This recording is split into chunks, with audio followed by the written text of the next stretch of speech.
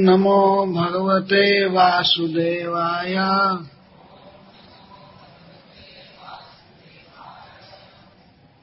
ओम नमो भगवते वासुदेवाय। ओम नमो भगवते वासुदेवाय।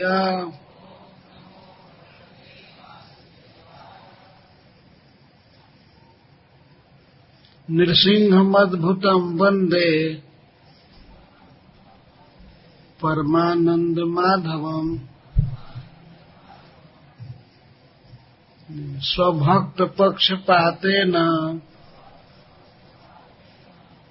तद्विपक्षविदारणम्। नृसिंहमद्भुतं वन्दे परमानन्दमाधवम्। हरे कृष्ण कृष्ण कृष्ण हरे हरे, हरे राम राम राम हरे हरे। आवृत्ति के लिए पुस्तिका दे दिए हैं। श्री नारद उवाच भ्रातर्यवं विनिहते हरिणा क्रोडमूर्तिना हिरण्यकशिपु राजन् पर्यतप्यदरुषासुचा। एक ही श्लोक है ना, दो है। आश्चेदं रुषा घूर्ण संदष्ट दशनच्छदः कोपो जलद्भ्यां चक्षुर्भ्यां निरीक्षण धूम्रमंबरम्। ठीक है, मैं शब्दार्थ पढ़ देता हूँ, तब परपोर्ट पढ़िएगा। श्री नारद उवाच, श्री नारद जी ने कहा, भ्रातरी भाई हिरण्याक्ष के एवं इस प्रकार देव पक्षपात द्वारा विनिहते मार दिए जाने पर हरिणा भगवान हरि के द्वारा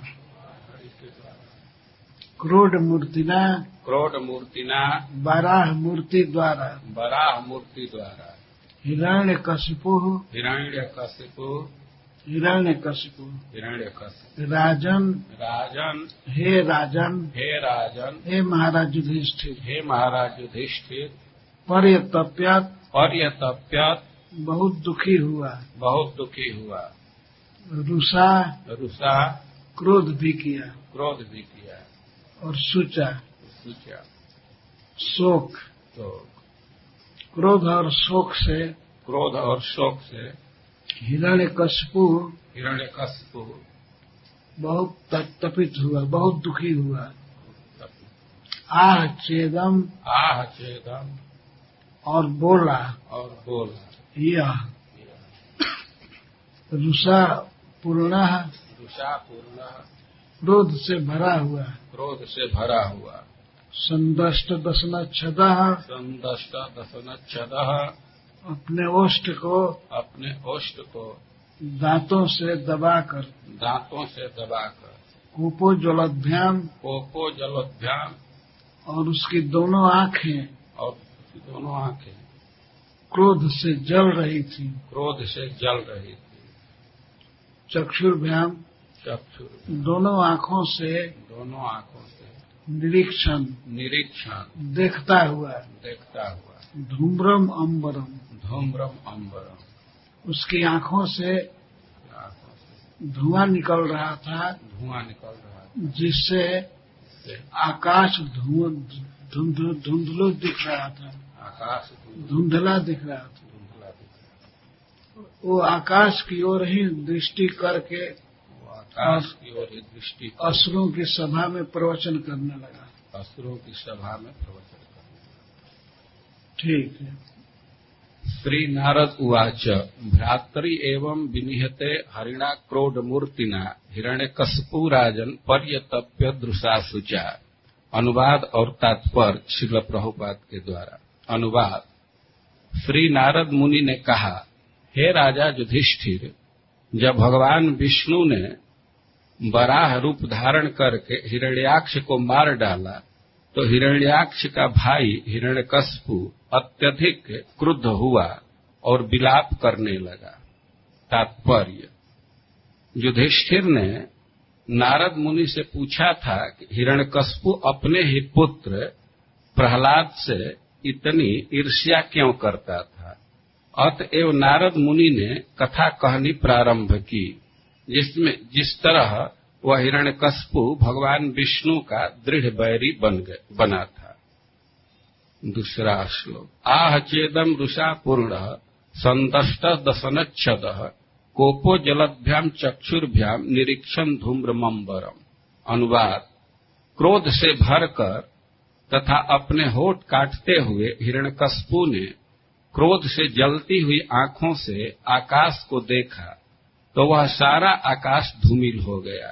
इस प्रकार वह बोलने लगा। तात्पर्य। सदैव की भांति असुर भगवान के प्रति ईर्ष्या करते हैं और उनके प्रति शत्रुता रखते हैं। हिरण्यकशिपु ने भगवान विष्णु को मारने तथा उनके धाम वैकुंठ लोक को विध्वंस करने का विचार किया तो ये उसके शरीर के उद्वेग थे। जगत गुरु श्रील प्रभुपाद की।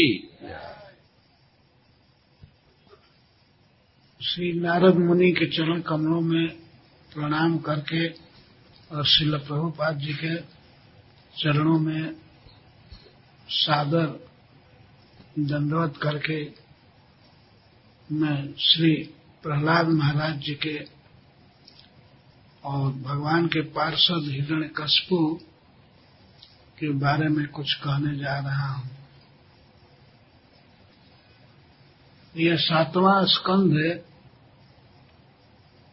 भागवत का एक विषय है। सुखदेव गोस्वामी ने कहा है, अत्र सर्गो विसर्गश्च स्थानम पोषणम उतय। उतय इसी का वर्णन 7वें स्कंध में हुआ है। उतय, उतय का अर्थ है कर्म वासना। उति, कर्म वासना 2 प्रकार की होती है कारण भेद से। शुभा कर्म वासना और अशुभा कर्म वासना। तो हिरण्यकशिपु में यह दिखाया गया है कि उसमें किस प्रकार की अशुभ वासना थी और श्री प्रहलाद महाराज में शुभ वासना थी। प्रारंभ से ही, मां के गर्भ से ही भगवान के चरणों में उनका अद्भुत प्रेम था और हिरण्यकशिपु का भगवान कृष्ण में अद्भुत द्वेष था। दोनों अद्भुत थे, एक शुभ वासना और दूसरी अशुभ वासना। हिरण्यकशिपु में अशुभ वासना क्यों उत्पन्न हुई? वैष्णव अपराध से। महात्माओं ने क्रोध किया, इसी से उसके हृदय में अशुभ वासना उत्पन्न हो गई। वह पहले वैकुंठ में रहता था, भगवान की सेवा में रात दिन, पर उस वैकुंठ में थोड़ी सी गलती कर दिया। जय विजय नाम के 2 पार्षद थे भगवान के, तो वहां वैकुंठ का दर्शन करने के लिए ब्रह्मा जी के 4 पुत्र गए। सबसे पहले कि वे हैं 4 कुमार, सनक, सनंदन, सनातन और सनत कुमार। ब्रह्मा जी ने कथा कहा, भगवान ब्रह्मा के मुख से वैकुंठ का वर्णन सुन करके वे 4 भाई ब्रह्मा जी के पुत्र वैकुंठ में श्री भगवान को देखने के लिए गए। वे पहुंच गए, जाकर के वैकुंठ के सारे बगीचों को देखे और सरोवर, सुंदर सुंदर उद्यान, बगीचा, सब कुछ देखते हुए वे पार कर रहे थे। अनेक कक्षाएं, कक्षा मतलब 4 दीवारी या कई घेरा में है न वैकुंठ, तो कई पार किए, ड्योढ़ी कहते हैं। 6 ड्योढ़ी को पार कर गए, कोई कहीं नहीं रोका। वैकुंठ में कौन रोके? वे जा रहे थे, परम आनंद में थे, और सबसे बड़ा आनंद लेने वाले थे कि भगवान को देखना चाहते थे। भगवान अपने घर में वैकुंठ में कितने सुंदर हैं और कितने सुखी रहते हैं, इसको देखना चाहते थे। तो कहीं कोई नहीं रोका। 7वें फाटक पर जब वे प्रवेश करने वाले थे भगवान के घर में, जहां वे शिव जी के साथ रहते हैं, तो बहुत उत्कंठा थी कि अब तो भगवान का दर्शन हम करेंगे ही। सब कक्षा पार करते हुए अब वे ड्यूटी रूम में पहुंचने ही वाले थे, भगवान को डायरेक्ट देखने के लिए। घर में जब प्रवेश करना चाहते थे 7वें गेट पर, तब जय विजय जो भगवान के भक्त थे, पार्षद, उन्होंने बेंत से रोक दिया। दोनों तरफ दोनों खड़े थे और दरवाजा में प्रवेश करने से पहले अपने अपने बेंत को अड़ा करके रोक दिए। बोले नहीं, केवल रोक दे। उनके कहने का अर्थ तो बस नहीं जा सकते हो। तो भगवान के दर्शन में इस प्रकार की बाधा पड़ी तो उन संतों को क्रोध आ गया। यह भी देखिए, वैकुंठ में क्रोध नहीं होता है। क्रोध, भय, ईर्ष्या, ये सब दोष वहां नहीं है, परंतु उन परम मुक्त महापुरुषों में क्रोध आ गया। किस लिए? कि भगवान के दर्शन में बाधा पड़ी। तो क्रोध से उनकी आंखें लाल हो गई। वे कहने लगे, तुम लोग वैकुंठ में रहते हो, यहाँ किस बात की शंका कर रहे हो? क्या हम लोग चोर हैं? हम भगवान का दर्शन नहीं कर सकते हैं? तुम लोग वैकुंठ में रहते हुए भी इस स्थान के धर्म के अनुसार, मर्यादा के अनुसार बर्ताव नहीं कर रहे हो। तुम लोगों का व्यवहार अनुचित है। वास्तव में सनक आदि 4 कुमारों को विश्व में कहीं नहीं रोक सकता था कोई। वो भी भगवान के घर में भगवान को देखने में बाधा पड़ी। वो बहुत अभिलाषा लेकर आए थे, तो क्रोध हो गया। ये सब भगवान की प्रेरणा से ही हुआ। वैकुंठ में ऐसा होता नहीं है, लेकिन क्रोध आ गया और क्रोध में वे बड़बड़ाने लगे, कहने लगे, तुम लोग यहाँ मत रहो, तुम लोग यहाँ के रहने लायक नहीं हो। देखिए अद्भुत साहस। भगवान के भक्तों को, पार्षदों को ये लोग कहने लगे कि तुम लोग यहाँ नहीं रह सकते हो। तुम लोग उस जगत में जाओ जहाँ काम, क्रोध, लोभ 3 शत्रु लगे रहते हैं जीवों के। तुम लोग प्राकृतिक जगत में जाओ, यहाँ रहने लायक नहीं हो। और बोलते बोलते यहाँ तो तुमको कौन यहाँ रखा है? रखे तो भगवान थे, लेकिन अब बोलते हैं क्रोध में तो बोलने लगे, कौन रखा है? तुम लोग तुरंत राक्षसी योनि में चले जाओ, असुर योनि में चले जाओ और जाओ प्राकृतिक जगत में, वैकुंठ में रहने लायक नहीं हो। तो भगवान के पार्षद हाथ जोड़ करके क्षमा मांगने लगे, हमसे गलती हो गई, क्षमा कीजिए। हम तो वैकुंठ प्राकृतिक जगत में जाने के लिए तैयार हैं, लेकिन आप कृपा कीजिए हम पर कि कभी भी भगवान की स्मृति हमारे मन से न जाए, हम कृष्ण को हमेशा याद रखें, कभी भी विस्मरण न हो, इतनी कृपा कीजिए। तो यह बात भगवान के कान में चली गई।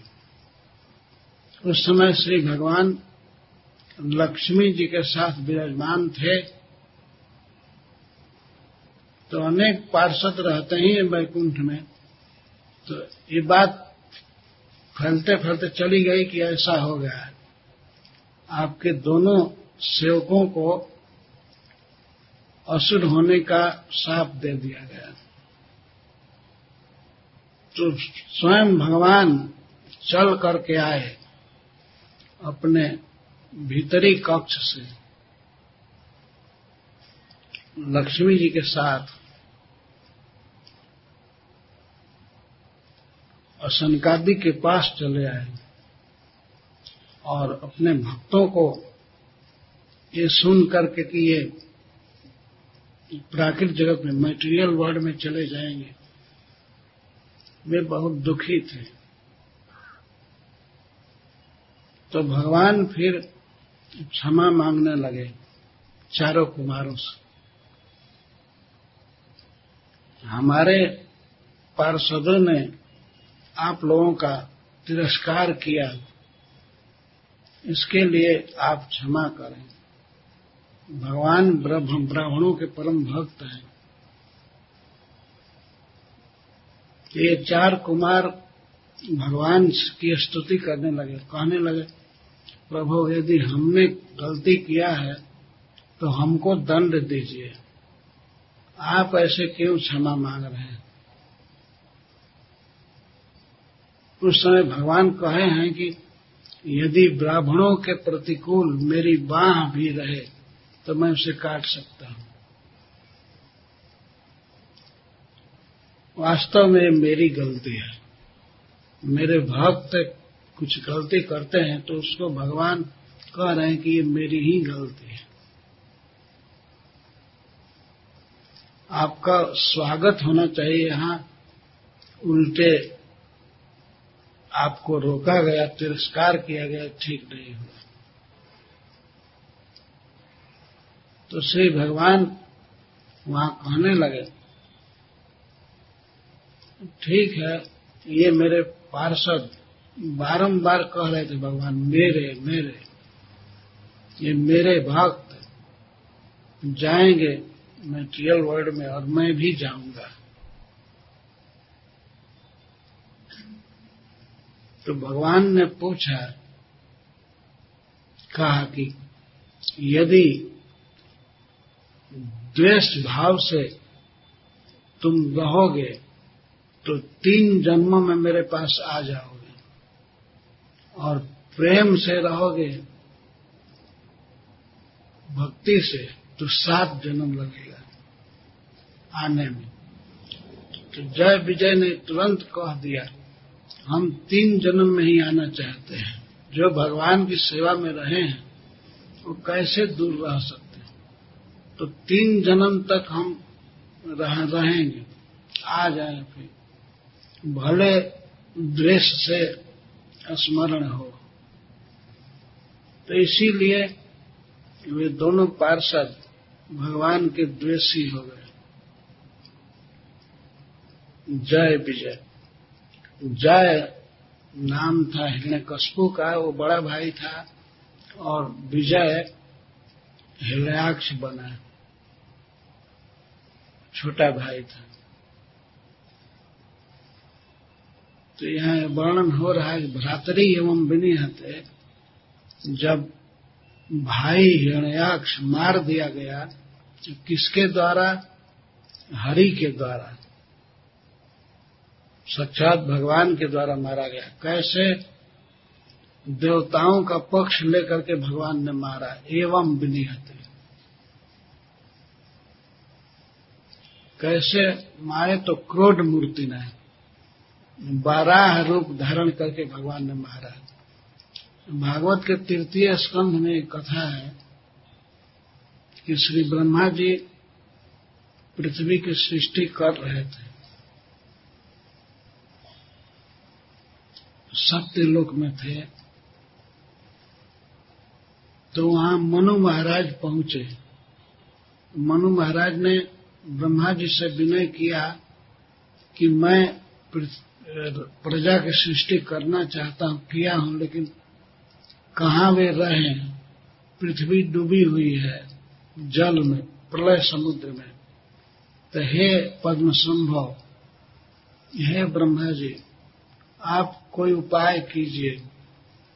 तब ब्रह्मा जी भगवान के चरणों का ध्यान करने लगे, चित्त को समाहित करके भगवान के चरण कमल का चिंतन करने लगे। तो उसी समय उनको एक छींक हुई। छींक से उनके नाक से एक चना के बराबर छोटा सा सूअर का बच्चा पैदा हुआ, और वो ब्रह्मा जी के देखते देखते तो हाथी के बराबर हो गया, और इसके बाद बड़े पहाड़ के समान। तो ब्रह्मा जी के और पुत्र मरीचि आदि बड़े विस्मय में हुए और सोचने लगे ये कौन है, और इस तरह से बहुत जल्दी जल्दी बढ़ रहे हैं। तो ब्रह्मा जी कहे निश्चित ही ये कोई अजित की माया है, भगवान की शक्ति है, भगवान ही लगता है कि इस रूप में जन्म लिए हैं।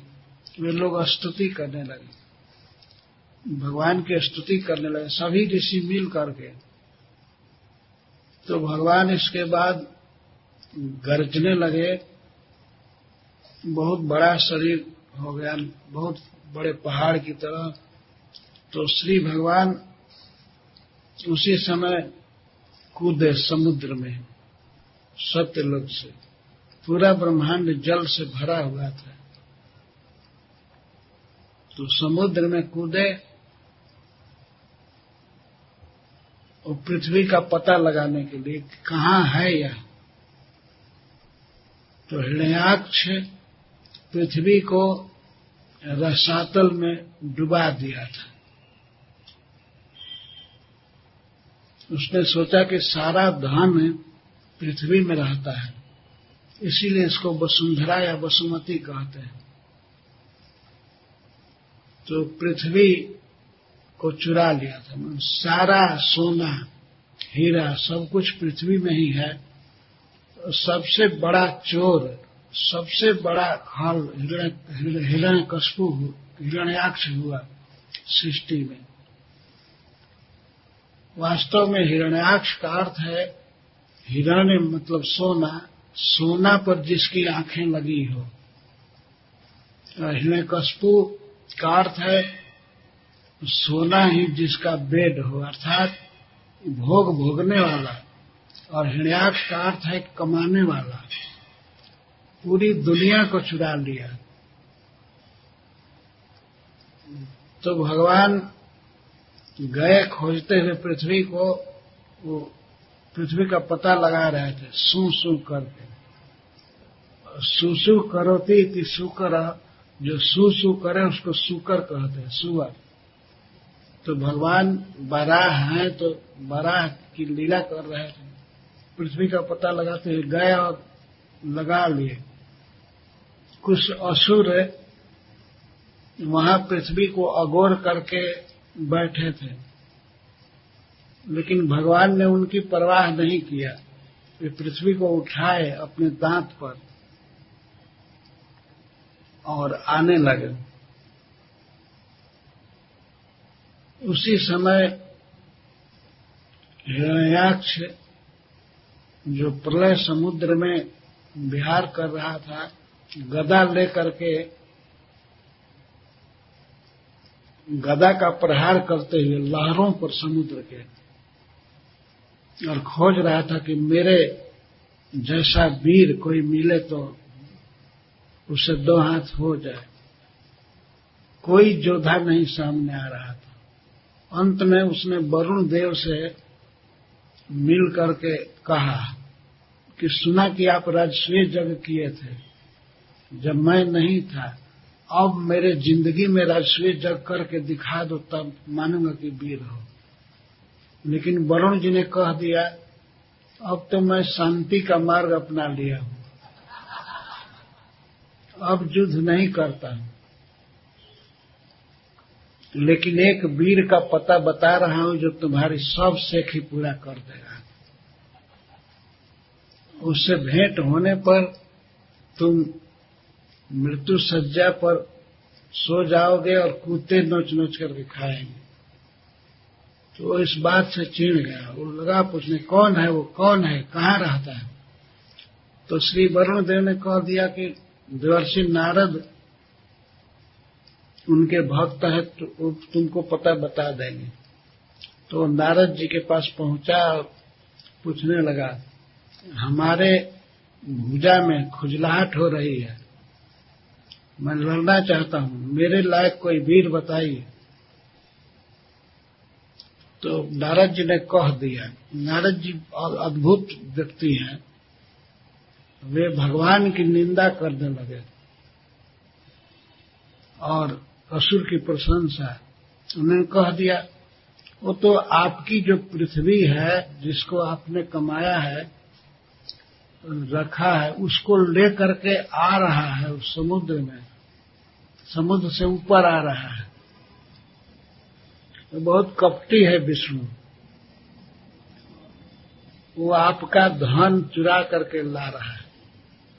वास्तव में सब धन भगवान का है, वो चोर था, लेकिन श्री नारद जी ने कह दिया आपका धन चुरा करके विष्णु ला रहा है, उससे भेंट कीजिए, अभी वो रास्ते में है।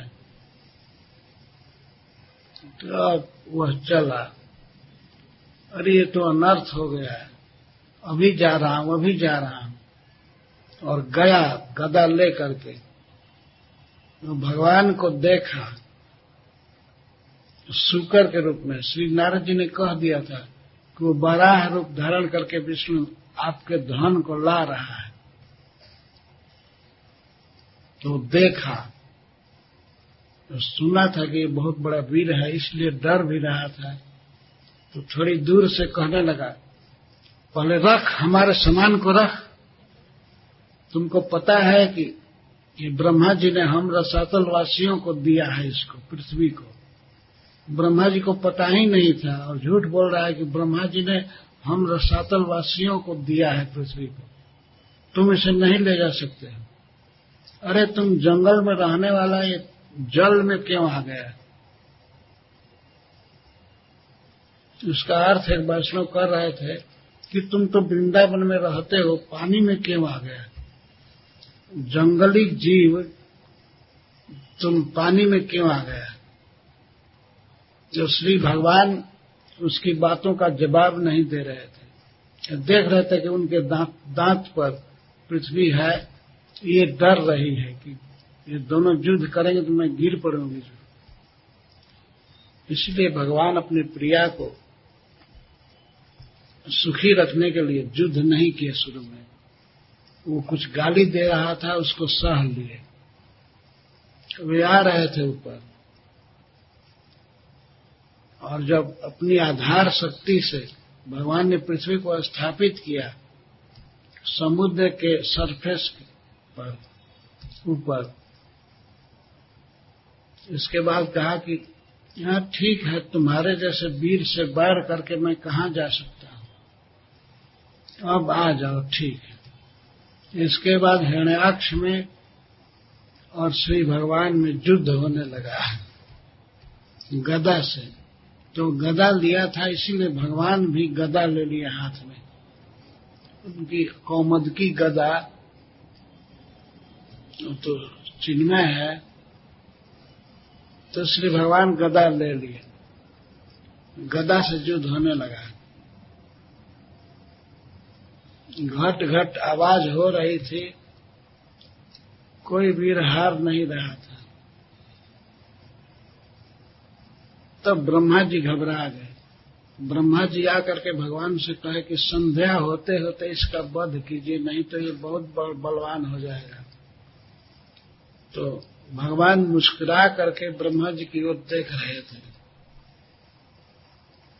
ब्रह्मा जी घबरा गए थे, तो भगवान मुस्कुरा करके उनकी ओर देखे। तब तक क्या हुआ कि वो इतना जोर से गदा मारा हिरण्याक्ष कि भगवान के हाथ से वो गदा गिर गई। भगवान की गदा गिर गई तो सारे देवता लोग हाय हाय करने लगे। तब ब्रह्मा जी ने कहा कि जल्दी मारिए, जल्दी से। जब गदा गिर गई भगवान के हाथ से तो हिरण्याक्ष का उत्साह बहुत बढ़ गया। फिर अनेक प्रकार की माया रचने लगा। माया युद्ध, जैसे क्षण भर में दिखाई दिया कि बड़ा बड़ा पहाड़ ऊपर से गिर रहा है, सब बनावटी था माया द्वारा। बहुत बड़े बड़े वीर अपने धनुष बाण से बाण चला रहे हैं। हजारों सैनिक, और बाद में भी देखे कि माया का प्रयोग किया। सांप फुफकार छोड़ते हुए सब आया करके डसने लगे। बहुत सी राक्षसियां नंग धड़ंग मारो काटो कह करके जहां तहां दिखाई पड़ने लगी। सब माया युद्ध था। और ये भी भगवान ने देखा कि सब जगह आग लगी है, बहुत आग आग धधक रही है, सारा संसार जल रहा है। यह सब माया युद्ध था। तो श्री भगवान ने अपने चक्र का स्मरण किया, सुदर्शन चक्र का। तो चक्र की थोड़ी सी चिनगारी से ही उसकी माया का नाश हो गया। हिरण्याक्ष से समझ गया कि अब मेरी माया का प्रभाव नहीं चलेगा। तब वह बहुत क्रोध में हुआ। भगवान जब सुदर्शन चक्र लिए और अपने हाथ में नचाने लगे तब वह बहुत क्रोधित हुआ। माया का नाश हो गया तो भगवान पर मुक्का मारने लगा। बहुत जोर जोर से मुष्टिका मारने लगा। तब भगवान सोचे कि अब इसको मारना चाहिए। तो भगवान बाराह एक तमाचा मारे उसको।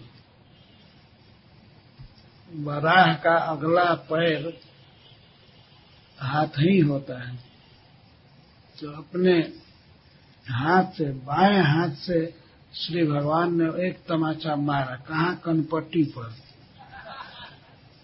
इतना जोर से मारा भगवान ने कि वो कटे हुए पेड़ की तरह गिर पड़ा, छटपटाने लगा, उसके मुख से खून निकलने लगा। गिर पड़ा, उस पर फिर भगवान चढ़ गए, बाराह रूप से उसके ऊपर चढ़ करके उसको मारने लगे। इस प्रकार उसकी मृत्यु हुई। उसके मृत्यु की बहुत प्रशंसा की गई है भागवत में। ओहो, इस प्रकार की मृत्यु किसको मिलेगी, कितना भाग्यशाली है। तो उसकी जब मृत्यु हो गई तब की घटना है। यहाँ से भ्रातर एवं विनिहते हरिणा क्रोध मूर्तिना। अपने भाई हिरण्याक्ष की मृत्यु के बाद हिरण्यकशिपु एक मीटिंग किया, बहुत बड़े बड़े असुरों की। सब लोग जुटे थे पूरी दुनिया से, और असुरों की सभा में वो प्रतिज्ञा किया कि मैं विष्णु का वध करके रहूंगा। तो किस प्रकार से प्रवचन किया उस सभा में, सुखदेव गोस्वामी एक प्रकार से वीडियो ही उतार रहे हैं। कैसी उसकी आंख थी, कैसा बोल रहा था, रुषा घूर्ण या पूर्ण, वो क्रोध से घूम रहा था और प्रवचन कर रहा था। बैठ करके नहीं प्रवचन कर रहा था, खड़ा हो करके और चलते हुए, दाएं बाएं चलते हुए, घूम घूम करके सब पर देख करके, और प्रवचन कैसे कर रहा था।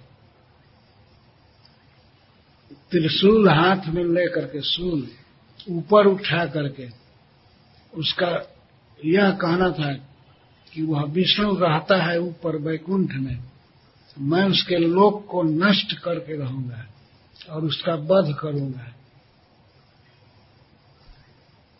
द्वेष भाव प्रबल था ब्राह्मण के साप से, इस तरह से प्रवचन कर रहा। इसी शूल से मैं विष्णु की गर्दन काटूंगा और अपने भाई का तर्पण करूंगा, क्योंकि मेरे भाई को खून बहुत प्रिय था। तो जल से तर्पण नहीं करूंगा, खून से तर्पण करूंगा। देख करके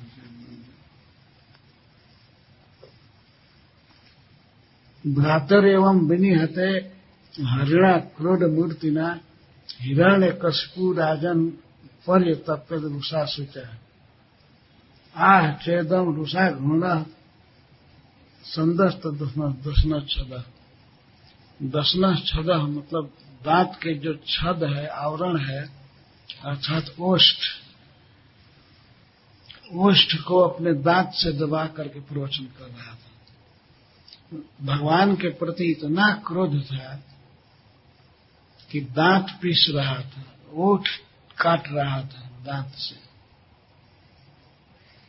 और ऊपर देख रहा था अपनी समझ से वैकुंठ की तरफ।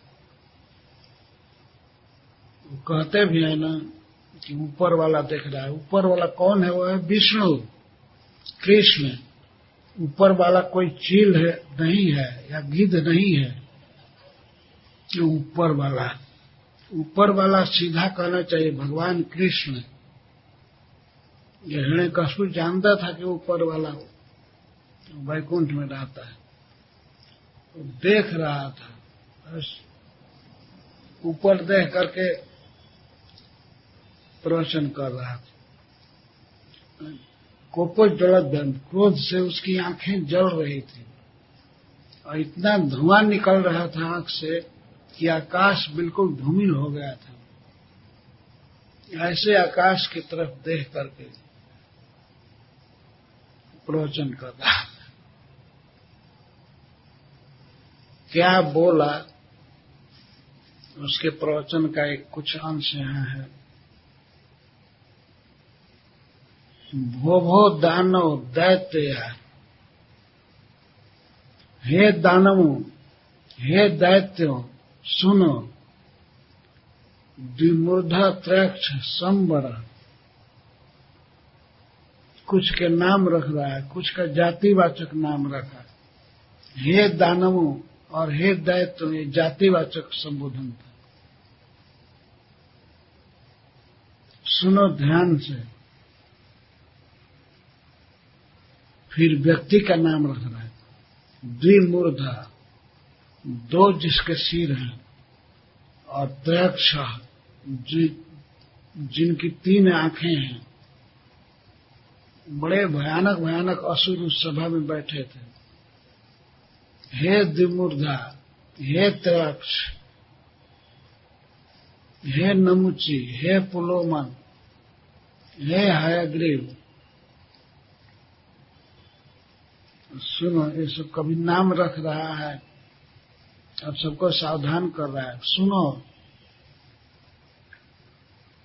हे विप्रचित्ति, विप्रचित्ते संबोधन है कि ब्राह्मण जिसके चित्त में रहते थे, हमेशा ब्राह्मणों को खाया करता था, वो विप्रचित्ती था।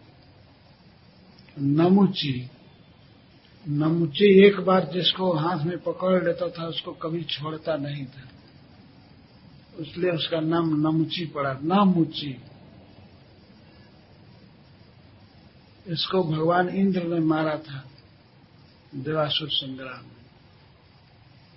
ये बिल्कुल सृष्टि के शुरू की बात है, सतयुग की।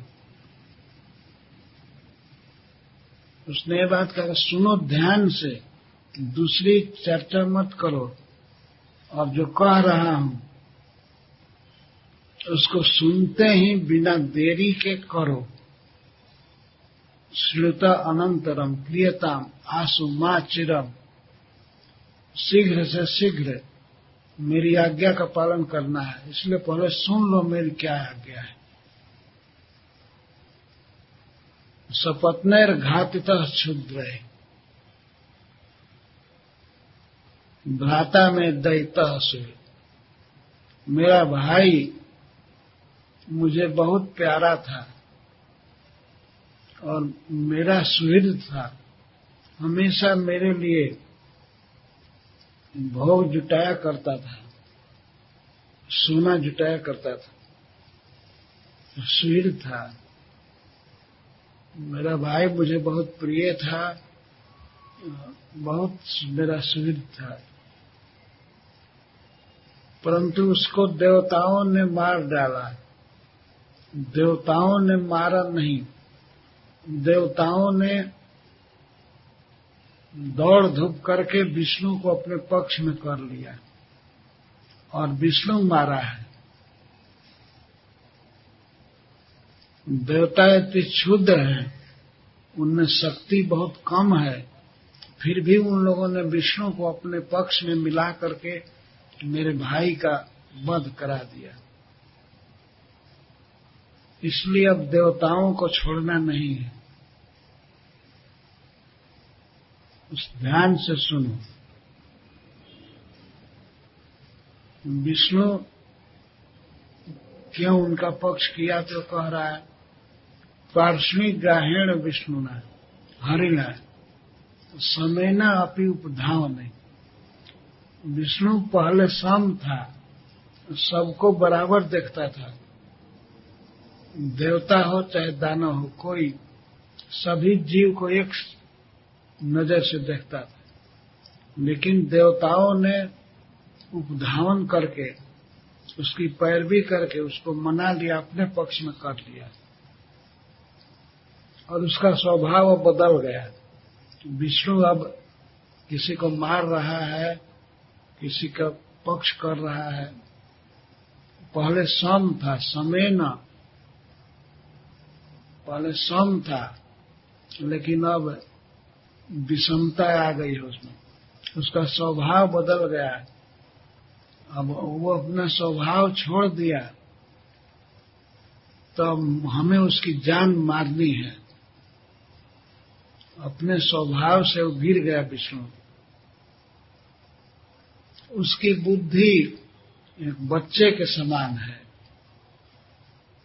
किसी बच्चे को कोई मिठाई खिला करके अपना काम करा लेता है, ऐसे देवताओं ने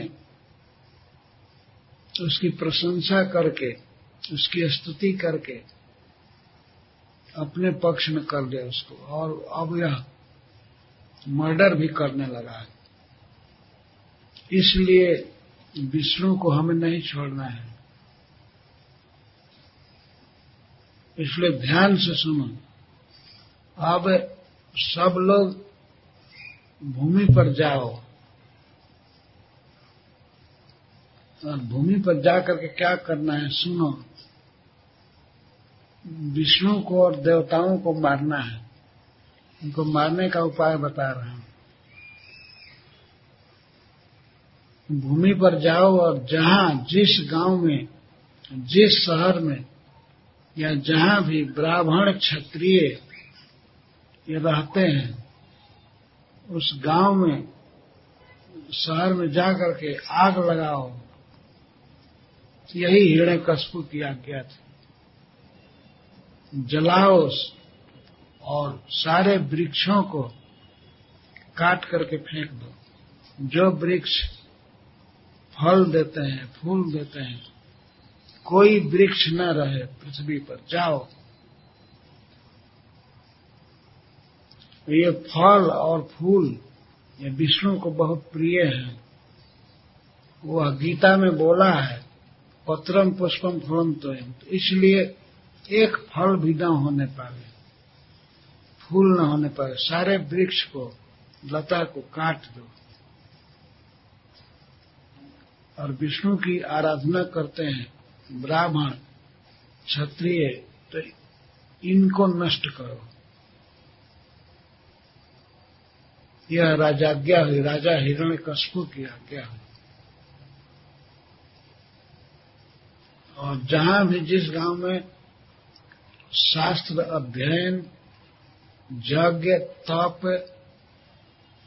करने वाले लोग रहते हैं, उनको मारो, चूद अध्वा, उनको दुख दो। तो कुछ असुरों ने पूछा, सरकार ये तो समझ में आ रहा है कि विष्णु की गलती है, विष्णु अपराध किया है, लेकिन ये लोग क्या अपराध किए हैं, इनको क्यों मारने को कह रहे हैं? तो उसने कहा, सुनो, इनका अपराध यही है कि ये लोग विष्णु की शरण में हैं। विष्णु इनको सहारा दे रहा है। ये लोग वेदाध्ययन करते हैं, गीता का प्रचार करते हैं, अतः इन लोगों को मारना है। ये विष्णु के प्रचारक है ना। अभी अभी मैराथन बीता, ये विष्णु का प्रचार है, गीता बांटना है, इसलिए ये भी अपराधी हैं, इन लोगों को जा करके मारो।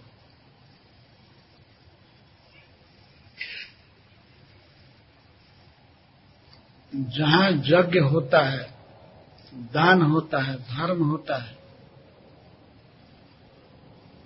वहां विष्णु उनकी रक्षा करता है। ये सब लोग विष्णु की शरण में हैं,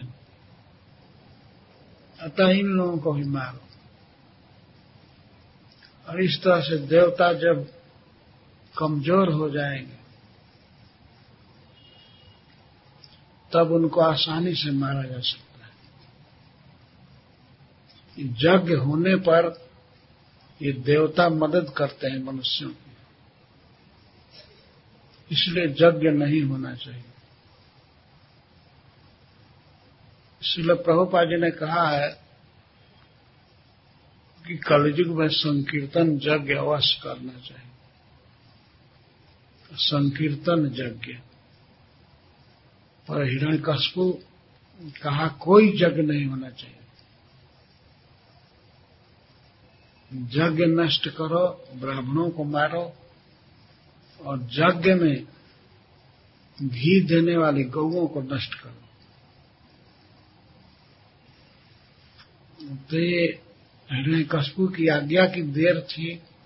जब आज्ञा दिया तब वे असुर ऐसे काम में रस लेते ही हैं। ये लोग गए पृथ्वी पर, जो जो का आज्ञा दिया था वे सब करने लगे। बड़े बड़े वृक्षों को काट दिए, गिरा दिए। अब केवल परशु से ही नहीं, जेसी मशीन से भी गिरा दिए पूरा वृक्ष। और यज्ञ करने वाले, दान देने वाले, अध्ययन, वेदाध्ययन करने वाले लोगों को बहुत तंग किए। यज्ञ नहीं हो रहा था। यज्ञ होने से देवताओं की पुष्टि होती है। तो जब इस तरह से हिरण्यकश्यप यज्ञ बंद करा दिया, और देवता लोग अब अपना अपना ऑफिस या धाम छोड़ करके पृथ्वी पर अलक्षित रूप से घूमने लगे। कहीं पता न लगे हिरण्यकश्यप को, वे बेचारे बिना खाए पिए पृथ्वी पर घूमने लगे।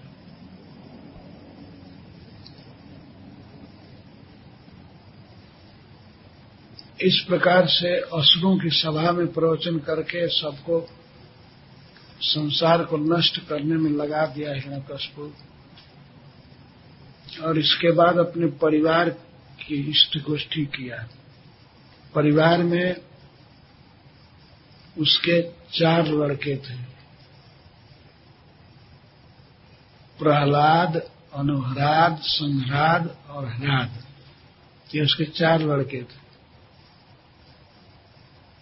और हिरण्याक्ष के 9 लड़के थे। उनका नाम यहां दिया गया है। तो प्रहलाद महाराज तो उसमें नहीं थे मीटिंग में। हिरण्याक्ष के 9 लड़के उपस्थित थे और हिरण्याक्ष की पत्नी भी थी और मां भी। तो हिरण्यकशिपु की भी मां थी दीति। और हिरण्याक्ष की पत्नी का नाम था रुषा भानु। तो सभी लड़के बैठे थे और वो भी बेचारी अपने पति के मरने से बहुत दुखी थी। वो भी बैठी थी और मां देव अदिति बैठी थी। तो उनको संबोधन करके कह रहा है। हिरण्यकशिपु का यह प्रवचन बहुत उपादेय है। तो संबोधन किया, हे पुत्रों, अपने भतीजों को संबोधित करा, हे पुत्रों और हे बधू, हे हमारे अनुज की पत्नी और मेरी मां, तुम लोग शोक मत करो, चिंता मत करो कि मेरा पति मर गया या मेरा पुत्र मर गया या मेरे पिताजी मर गए। ऐसी मृत्यु की अभिलाषा की जाती है। जब कोई वीर शत्रु को पीठ नहीं दिखाता है और शत्रु के हाथ से मारा जाता है, तो ऐसी मृत्यु इप्सित है, इच्छा की जाती है। हमारे भाई की मृत्यु एक वीर की तरह हुई है। उसने लड़ते हुए जीवन बिता दिया। साधारण शत्रु के हाथ से मर करके भी सदगति होती है, तो विष्णु के हाथ से मरा है। विष्णु बहुत बड़ा वीर है और युद्ध में मारा है मेरे भाई को। तो चिंता की बात नहीं है। रिपोर अभिमुखे श्लाघ्य सुराणाम बधीप्सिता।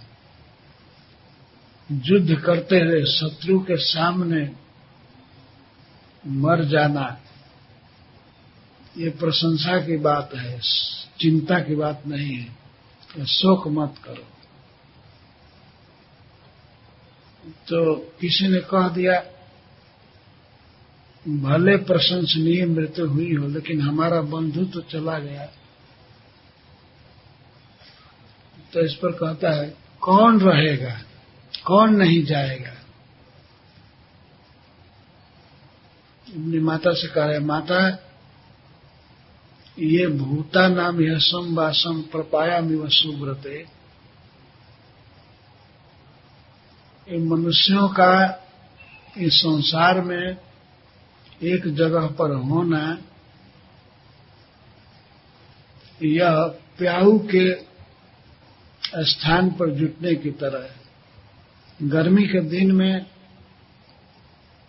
देखा गया है, किसी पनशाला पर पानी पीने के लिए कुछ लोग जुटते हैं या किसी रेस्टोरेंट में भोजन करने के लिए जुटते हैं और इसके बाद इधर उधर चले जाते हैं।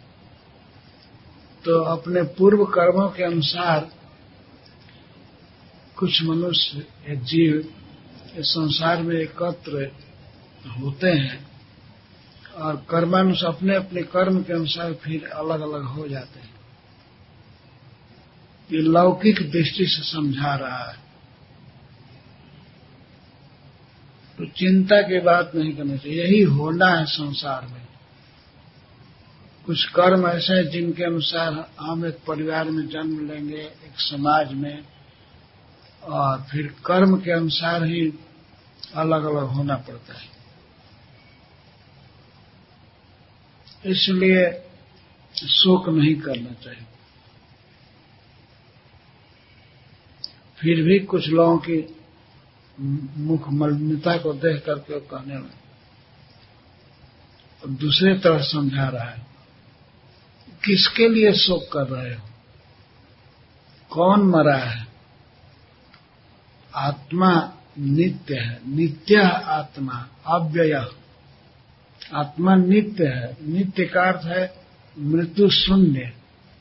आत्मा की कभी मृत्यु नहीं होती है। तो वो हमारा भाई आत्मा है ना, तो हिरण्याक्ष नहीं मरा है, उसका केवल देह भर मरा है। नित्य है आत्मा अव्यय। आत्मा नित्य है, मृत्यु शून्य है और अव्यय है। कभी क्षीण नहीं होता है, कभी उसको बुखार नहीं होता है, कभी शरीर आत्मा कटता नहीं है, आग से जलता नहीं है, हवा से सुखाया नहीं जा सकता, पानी से गीला नहीं किया जा सकता। इस प्रकार जो भगवान ने भगवत गीता में अर्जुन को बताया है, वही ज्ञान दे रहा है हिरण्यकश्यप।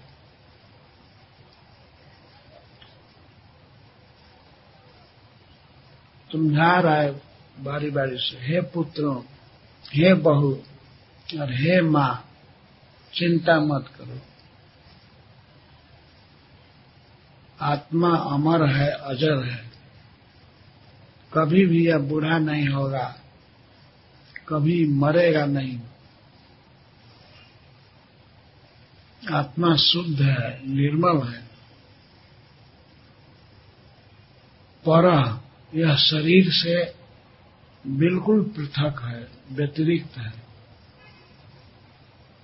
इसलिए शरीर में जो कुछ होता है वो आत्मा पर नहीं होता है। शरीर जलता है, कटता है, लेकिन आत्मा कभी जलता नहीं है, कटता नहीं है। भले हिरण्यकश्यप एक असुर है, लेकिन वह जो ज्ञान दे रहा है वह ज्ञान बिल्कुल ठीक है, भगवत गीता का ही ज्ञान है। जब शरीर से आत्मा परे है, पृथक है, तब फिर यह जन्म मृत्यु में क्यों पड़ता है? तो हिरण्यकश्यप कहता है, ये अविद्या के कारण, अज्ञान के कारण। जब इसकी ये भावना होती है, लिंग भावना, कि मैं यह देह हूं, देहाभिमान होता है, देह को मैं मानने लगता है अज्ञान से, तो इसीलिए फिर उसको जन्म लेना पड़ता है, मरना पड़ता है। शरीर के जन्म को ये जन्म मान लेता है, शरीर की मृत्यु को मृत्यु मान लेता है। वास्तव में आत्मा का जन्म नहीं है, मृत्यु नहीं है। ये सब बुराइयों की जड़ है देहाभिमान, देह को मैं मानना है। देह तो कटेगा ही, जलेगा ही, या गीला होगा, सूखेगा। तो जब अपने को देह मान लेता है आत्मा, तो वो भी इन सब विकारों से प्रभावित होता है। इसलिए इस अज्ञान को छोड़ो। अज्ञान ही दुख का कारण है। इसी के कारण देहाभिमान होता है, और देह में जब अभिमति होती है कि मैं देह हूं, तो फिर वियोग और योग भी होता है। प्रिय से वियोग और अप्रिय का संयोग तो होना ही है, होगा ही। तो मूल बात यह है कि आप लोग ये सोच रहे हो कि हिरण्याक्ष मर गया, यह अज्ञान है, इसलिए शोक का कोई कारण नहीं है। शोक व्यर्थ है, शोक मत करो। सबसे ज्यादा शोक हो रहा था मां को और पत्नी को, हिरण्याक्ष। बच्चों को भी हो रहा था, जो उसके बेटे थे। हिरण्याक्ष का ही पुत्र था शकुनी। शकुनी वो महाभारत वाला शकुनी नहीं, उसका नाम था शकुनी। उसी का बेटा था वृक, जो शिव जी के शरीर, देह पर, माथे पर अपना हाथ देना चाहता था। वृक वो शकुनी का बेटा था। एक बार की ऐसी घटना घटी, एक वृक नाम का असुर था। उसने नारद मुनि से पूछा कि मैं बहुत जल्दी सिद्धि प्राप्त करना चाहता हूं, सफलता प्राप्त करना चाहता हूं। आप बताइए कि ब्रह्मा, विष्णु और शिव में जल्दी कौन खुश होता है? तो नारद जी ने भगवान का नाम नहीं बताया, क्योंकि वे जानते हैं कि भगवान खल के बंधु नहीं है, वे शुद्ध है, साधुओं के बंधु हैं, अच्छे आदमी के बंधु। तो उन्होंने कह दिया, विष्णु तो बहुत तकलीफ दे करके प्रसन्न होते हैं, लगभग मार डालते हैं, बिना कष्ट के कृष्ण नहीं मिलते हैं। तो उनको प्राप्त करना, उनसे वर प्राप्त करना तो बहुत कठिन है। ये रहे ब्रह्मा जी, शिव जी, तो ये लोग जल्दी प्रसन्न होते हैं, अब जल्दी रंज भी हो जाते हैं, उन्होंने कह दिया। तो खैर, रंज की कोई बात नहीं, हम कोई काम ही नहीं करेंगे रंज होने का। प्रसन्न, अब ब्रह्मा विष्णु और शिव में ज्यादा जल्दी कौन प्रसन्न होता है? तो नारद मुनि ने कह दिया, वो औढ़र दानी जो शिव जी है, वो जल्दी प्रसन्न होते हैं। तो उसने कहा ठीक है। वो गया केदारनाथ और भगवान शिव के मंदिर के सामने हवन करने लगा। ओम नमः शिवाय कह करके आहुति देता था। जब 6 दिन में भगवान शिव प्रकट नहीं हुए, तो 7वें दिन क्रोध से अपनी गर्दन काट करके और हवन कर दिया। उसने सोचा कि जैसे वे प्रकट हो जाएंगे, तो अपनी गर्दन काटना चाहा। उसी समय शिव जी प्रकट हो गए और उसके हाथ को पकड़ ले, बस बस बस, मैं प्रसन्न हूं, तुम क्या चाहते हो मांगो।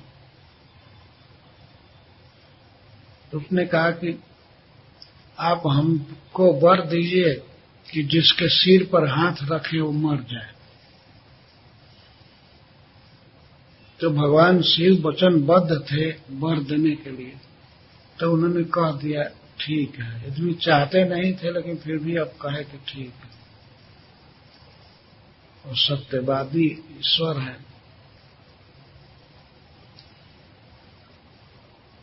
तो वास्तव में वो वृक्ष की इच्छा थी कि शिव को मार करके मैं इसकी पत्नी को ले लूं। ये है शिव भक्तों की दशा है। अपने स्वामी की पत्नी को लेना चाहता था, क्योंकि पार्वती जी सबसे सुंदरी स्त्री हैं और जो शिव जी की उपासना करते हैं, वास्तव में उन्हें तमोगुण होता है, उनकी बुद्धि शुद्ध नहीं हो पाती है, इसीलिए वे ऐसी इच्छा करते हैं, ऐसा वर चाहते हैं। और भगवान शिव सत्य के बंधन में हैं, इसलिए वर दे देते हैं, लेकिन इससे उनका कल्याण नहीं होता है। तो भगवान शिव ने वर दे दिया। और जैसे सिंह को पिंजड़ा से खोल दिया जाए तो खोलने वाले के प्रति ही सबसे पहले वो दौड़ेगा मारने के लिए, तो झपटा शिव जी की तरफ। जब वर दिया भगवान ने तो वो उन्हीं के मस्तक पर हाथ रखने के लिए चल दिया। उसने भगवान शिव भागे जोर से पीछा किया। संसार में कोई सहारा नहीं दे रहा था। अंत में भगवान ने देखा कि शिव जी मेरे धाम की ओर आ रहे हैं, तो वे तुरंत ही एक ब्रह्मचारी के रूप में प्रकट हो गए और जिधर से वृक्ष जा रहा था उधर ही रास्ते में खड़े हो गए और पूछने लगे, कहिए वृक्ष जी, इतना क्यों परेशान है? अरे कौन सा आफत आ गया है, क्यों दौड़ रहे हैं? उसने चलते चलते हाँफते हुए कहा कि ये शिव जी ने मुझको वर दिया है कि जिसके मस्तक पर हाथ रखूंगा वो मर जाएगा, तो मैं इसी के मस्तक पर हाथ रखना चाहता हूं।